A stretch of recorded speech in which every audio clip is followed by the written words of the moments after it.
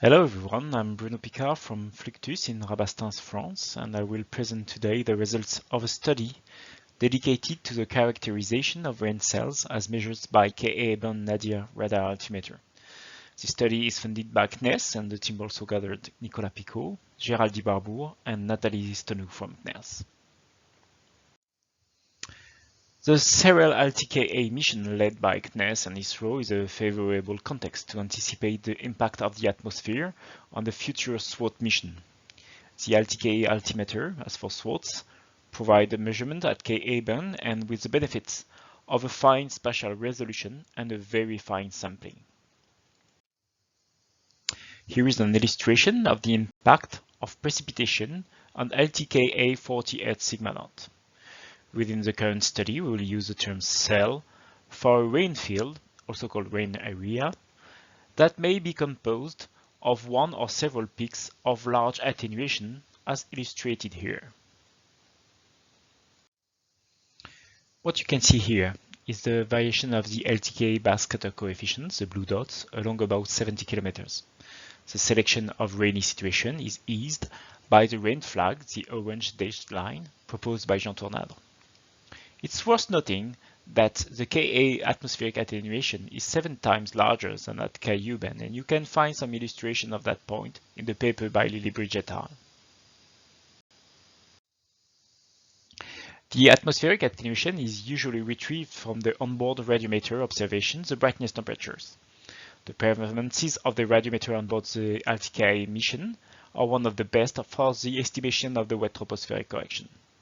But even with a better spatial resolution among the radiometer on board altimeter mission, this resolution and the spatial sampling are too coarse to catch such small events.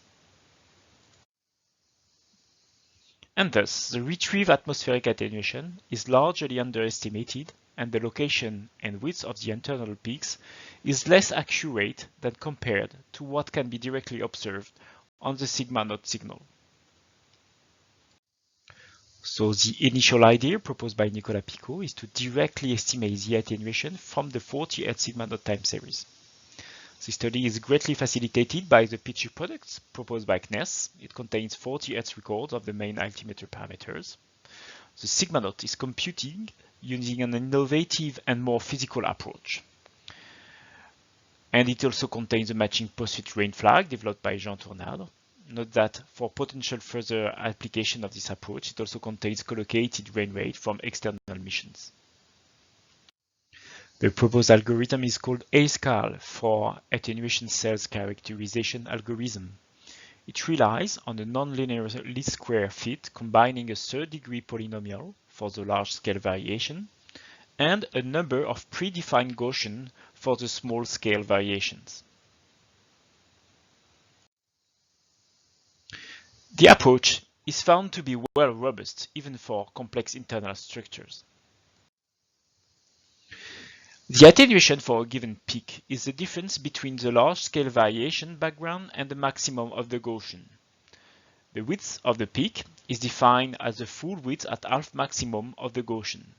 And finally, the rain cell width is the sum of the 6 sigma widths of each individual peaks. Here are the main 3 outputs from this study. First, the width of the rain cells is between 20 km and 30 km, similar from the results obtained from dedicated satellite mission as GPM with a small zonal variation.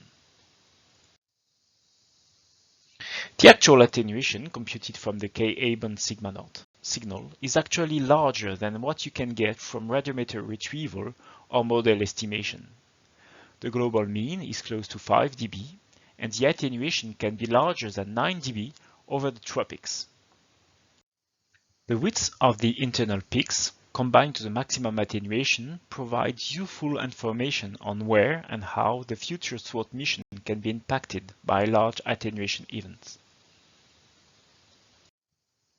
So to summarize, ACECAL approach provides a precise estimation of the size of rain cells, a very accurate atmospheric attenuation, close to the actual impact on Ka band sigma naught, and especially a very innovative and precise description of the internal fine structure of rain cells. In conclusion, and in preparation of the SWOT mission, some regions of particular interest for oceanography could be more systematically impacted by the atmosphere, as the Gulf Stream, the North Pacific, or the Brazil currents. The ACECAL approach can be used in preparation of future altimetry missions, since it provides more accurate and more fine description of the attenuation at Ka band. Finally, this approach could pave the way towards a side product of the SWOT mission that could provide useful information on the rain cells for the atmospheric community.